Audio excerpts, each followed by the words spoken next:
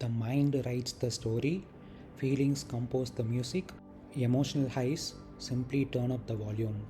You think your suffering comes from life. It doesn't. It comes from the novelist living inside your head.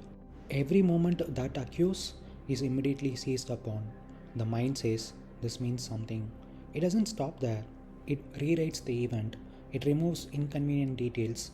It exaggerates others. It casts heroes and villains. It predicts the ending before the movie has finished. By the time you remember what happened, you are no longer remembering life. You are remembering a screenplay. Now ask yourself this. If it is only a screenplay, why does it feel so undeniable? Because the mind is not merely a writer, it is also a composer. Feelings are the music. Imagine watching a film. Take away the soundtrack. The same scene that once made you cry now feels almost ordinary. The villain no longer seems terrifying. The romance no longer feels eternal. Nothing in the scene changed. Only the music disappeared. Your mind does the same thing. It writes a story. Then it floods that story with feeling.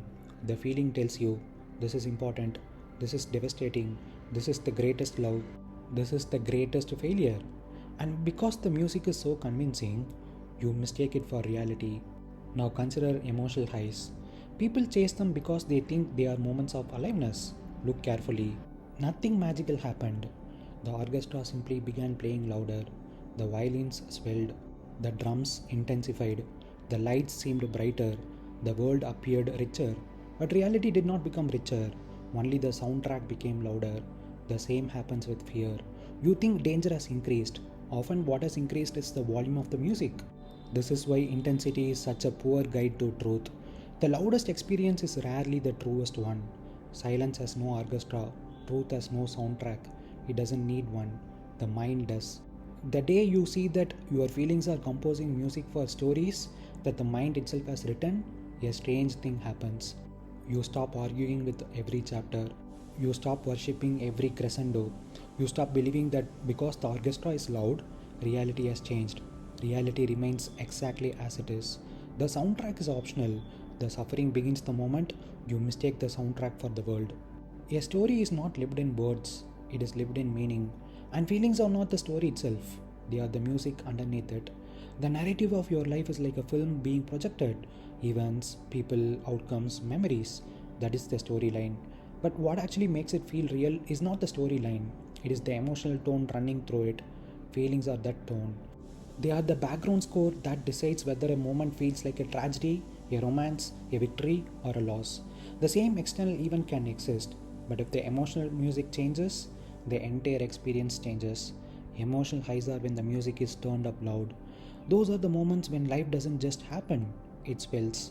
Joy becomes intense, fear becomes sharp, desire becomes consuming, love becomes overwhelming, the volume increases, and suddenly the story feels larger than life. You are no longer just observing, you are inside the music. And emotional lows are the opposite. The music fades into minimal sound. Everything still exists, but it feels distant, flat, almost unreal. The same world, but stripped of its emotional amplification. So, what you call your life is really three layers: the events, what happens, the story, what you tell yourself about what happens, the feelings, the music that makes it felt as real, intense, or meaningless. Most people confuse the music for the story, but the deeper insight is this: you are not the music, and you are not the story.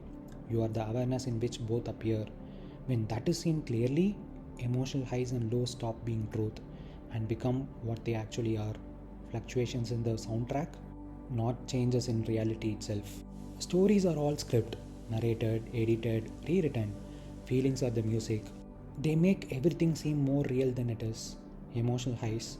That's when the volume is turned all the way up, the colors more vivid, the drama more gripping. The mind does not experience life directly, it experiences a narration of life, and that narration is always post processed. It is edited, interpreted, justified, condemned, glorified. It is never raw, it is always a second hand version of what occurred. That is the story. It is not truth, it is a continuation, reconstruction. Now, feelings are different. Feelings are not interpretation, they are sensation. They are the body mind vibration that arises when contact is made with experience. But even that gets misused. Because the mind takes that raw vibration and turns it into music, a background score that makes the story feel real. Without feeling, the story collapses. It becomes dry. It has no authority, no weight, no meaning. With feeling, the story becomes cinema. Now look carefully at what emotional highs actually are. They are not deeper truth. They are not clarity. They are not life becoming more real. They are simply when the system increases amplification. The senses are heightened. Thought becomes more charged. Identity becomes more invested. The narrative gains volume. Everything feels more significant than it actually is. That is what volume turned up means. Not insight, not awakening, just intensity. And intensity is extremely persuasive. It convinces the organism that something important is happening. It creates urgency, it creates attachment, it creates memory. But what is being experienced is still the same thing, a passing moment in consciousness being over decorated by sensation and story. The error is this: you assume that because something feels intense, it is therefore true or meaningful or real in a deeper sense. It is not, it is simply louder. And when the volume drops, what you call emotional low, nothing has actually changed in reality. Only the amplification has been reduced. The film is still there, the projector is still running, but the sound system has been turned down. What remains when both high and low are removed is not emptiness, it is just what is, unedited, unnarrated, unperformed. But the mind rarely stays there because it prefers cinema, it prefers music, it prefers drama, because that gives it identity. So it keeps returning to story plus feeling, which is reality, when in fact it is just story being emotionally scored and then mistaken as truth. The mind is constantly writing. It writes stories about the past, the future, yourself, others, success, failure, love, rejection, and meaning. But a story alone has little power. It becomes powerful only when feelings compose the music beneath it. The louder the music, the more convincing the story appears. Emotional highs make victories feel eternal. Emotional lows make failures feel absolute. Yet neither changes reality, they merely change the intensity with which the story is experienced. This is why people mistake emotional intensity for truth. They think, because I feel it so deeply, it must be real. But reality has not become more real. The soundtrack has simply become louder. Freedom begins the moment you see this distinction. The mind writes the script, feelings compose the music, emotional highs turn up the volume. But truth needs neither a script nor a soundtrack. When you stop confusing the soundtrack with reality, the drama loses its grip.